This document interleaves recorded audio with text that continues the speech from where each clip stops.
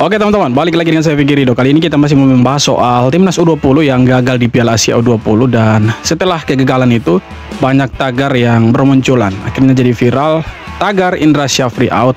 Dan dimuat oleh salah satu media televisi paling lumayan besar lah di Indonesia ini.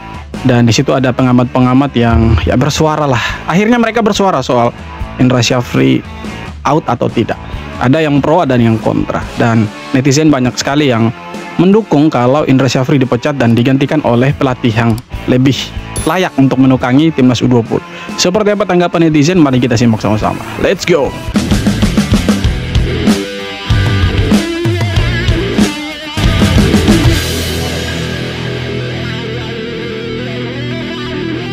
TV ini tidak objektif.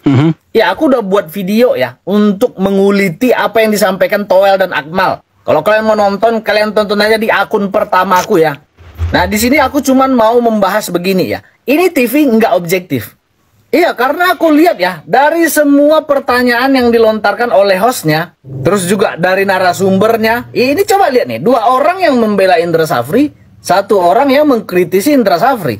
Padahal judulnya Indra Syafri out, tanda tanya. Terus yang diundang pandit sepak bolanya orang ini lagi, ini lagi. Sementara aku rasa TV ini nggak mungkin tidak tahu kalau 2 orang ini adalah public enemy sebenarnya ya di lingkup sepak bola nasional. Boleh disurvei lah, boleh disurvei ya. Berapa orang sebenarnya yang menyukai 2 pandit ini? Makanya viewersnya jatuh. Coba lihat nih, 40.000. Mungkin TV ini berpikir, wah ini bakal meledak, tembus jutaan. Kasihan deh lu, kasihan deh lu. Makanya jadi TV itu objektif lah, kritis. Nilai-nilai jurnalistik itu harus diterapkan. Kalau mau mengkritisi sesuatu, ya harus objektif, kritis. Boleh panggil 2 narasumber, tapi harus berimbang. Ini kalau kita dengar semalam, kita cuma mendengar ocehannya 2 orang ini. Dan ocehannya itu udah aku bahas di akun pertama, silakan kalian nonton. Seru sih tadi malam. Itu videonya sekitar 30-an menit lah, 36 menit. Dimana di situ ada pengamat bola Akmal Marhali dan Bung Toel lah, yang kita tahu selama ini paling keras mengkritisi STY. Kemudian ada beberapa pengamat lagi, 2 lah, yang kalau boleh dibilang mereka masih pro lah untuk Indra Syafri digantikan gitu. Tapi ada statement-statement yang menurut saya ketika mereka membanding-bandingkan eranya STY dengan eranya Indra Syafri, di mana mereka seolah-olah mengagungkan apa yang sudah dicapai oleh Indra Syafri. Menurut saya sah-sah saja, tidak apa-apa. Karena kan mereka juga punya hak untuk berbicara seperti itu. Karena kalau kita lihat Indra Syafri di level ASEAN, kita tidak bisa pungkiri bahwa dia memang jagoan untuk level ASEAN.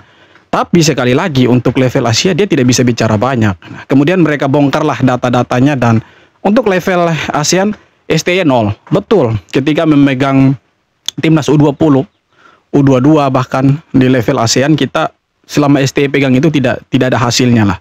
Katakanlah hasilnya zong. Kemudian ketika dipegang sama Indra Syafri, dapatlah trofinya yang diinginkan oleh orang-orang ini, begitu kan. Tapi ada yang perlu kita bahas sebenarnya. Sepak bola itu tidak melulu harus trofi menurut saya. Oke, mungkin tujuan akhirnya trofi.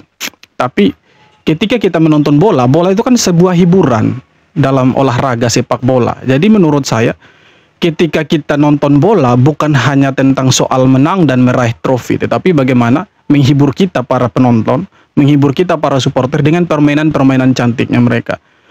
Di eranya STY betul, STY tidak menyumbangkan satupun piala untuk timnas Indonesia. Tapi kalau kita lihat dari segi permainan taktikal, lebih berkembang di eranya STY. Dan secara permainan dan strategi saya pikir lebih enak, lebih nyaman ditonton ketimbang bolanya Indra Syafri, eranya Indra Syafri. Nah itu harus yang kita akui dulu kan. Kemudian kalau kita bicara di level Asia, ya betul, Indra Syafri pernah bawa timnasnya Evan Dimas kalau saya tidak salah, atau generasi berikutnya sampai ke level quarter final. Nah, STY gagal waktu itu di edisi tahun 2023, bawa timnas U20 ke babak berikutnya karena kita kalah selisih gol dari Irak. Nah, perbandingan-perbandingan itu yang mereka pakai dengan tagar yang viral, Indra Syafri out ya. Jadi saya pikir tidak apple to apple gitu. Kenapa kita hanya lihat itu gitu?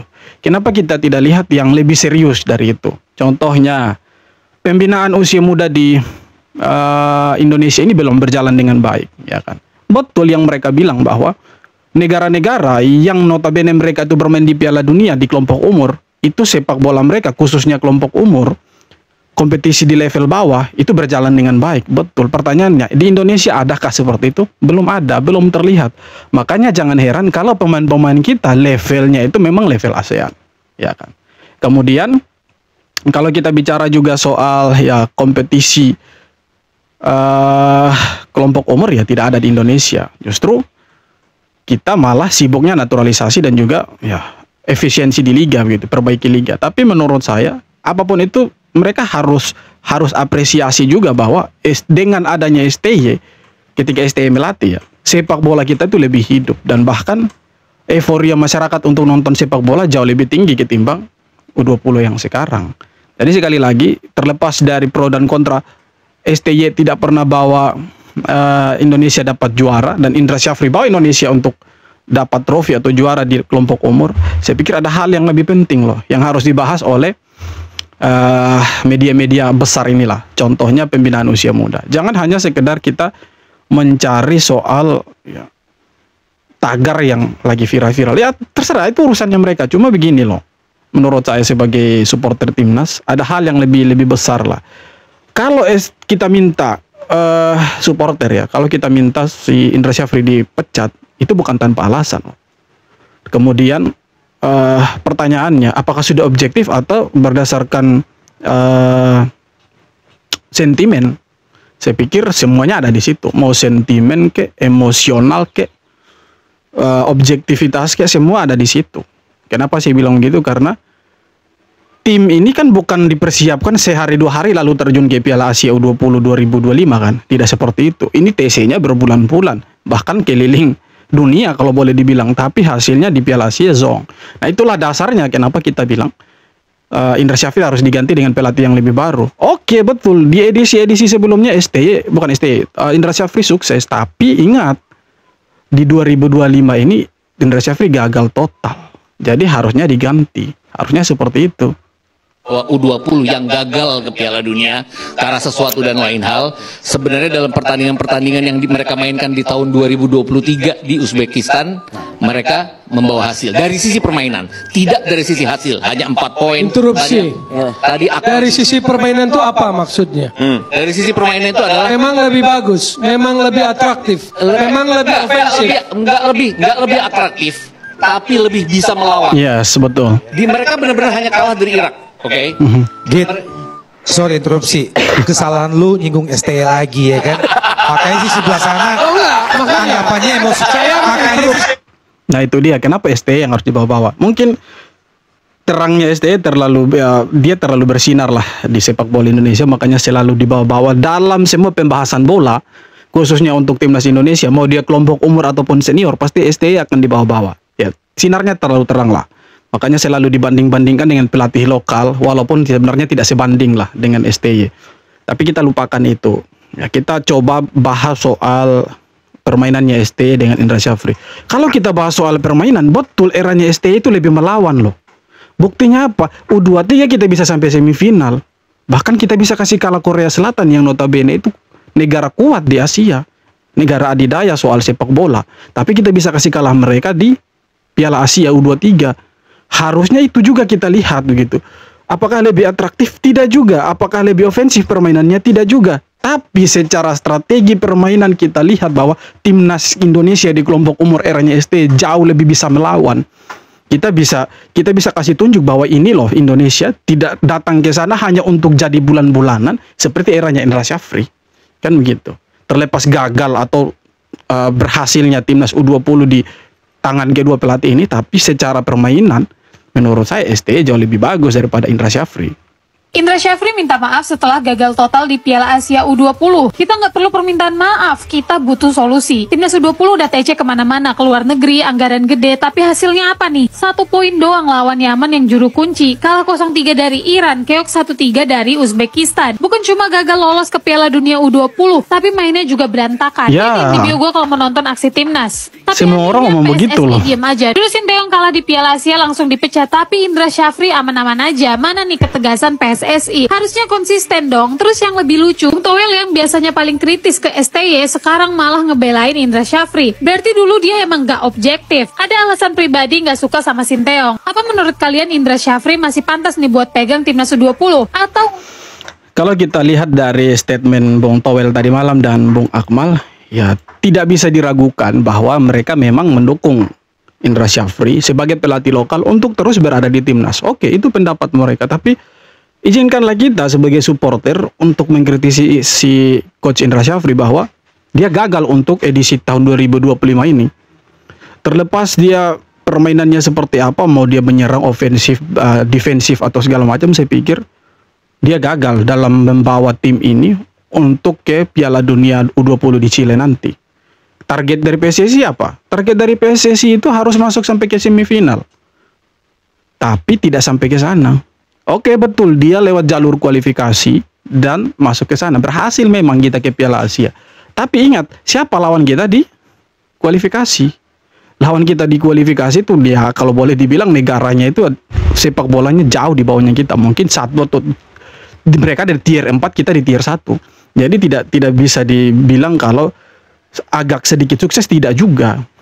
Memang dari awal memang sudah kelihatan bahwa tim ini tidak akan berhasil untuk Piala Asia U20 di 2025 ini.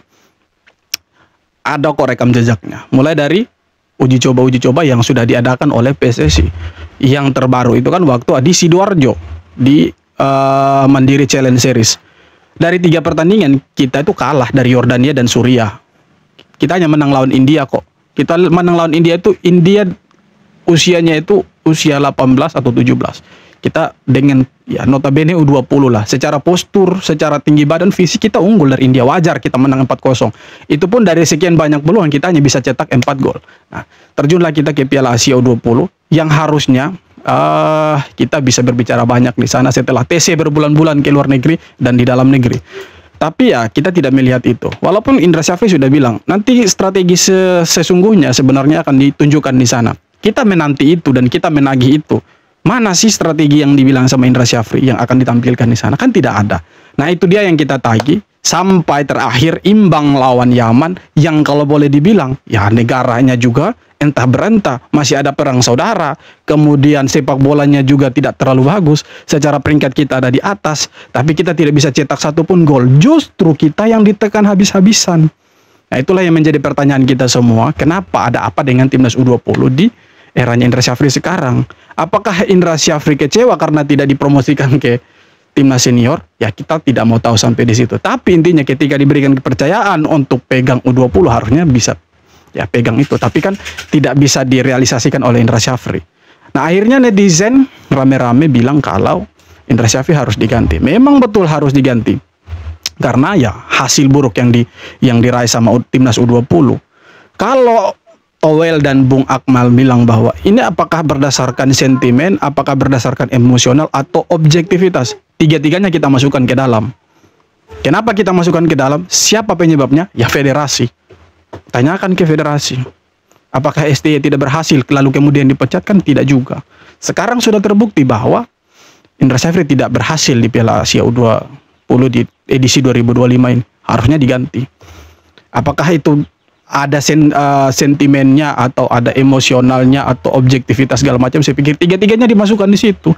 Harusnya pertanyaan itu dikasih ke PSSI bukan ke netizen atau supporter. Yang supporter mau timnas bermain bagus dan menang. Kalaupun kalah setidaknya permainannya bisa bagus lah. Kira-kira begitulah. Dan ya untuk timnas U20 semoga berhasil, dan untuk Coach Indra Syafri harusnya dipecat menurut saya. Ya setelah apa yang dia raih di sini di U20 tidak menghasilkan apa-apa di edisi 2025 ini, ya harusnya dipecat oleh PSSI. Semua ada di PSSI. Mau dipertahankan atau tidak, kita hanya sebatas mengomentari. Mau didengar atau tidak, ya terserah mereka lah. Oke teman-teman, sekian video kali ini. Terima kasih banyak sudah nonton dan kita jumpa lagi di video-video berikutnya. Hormat.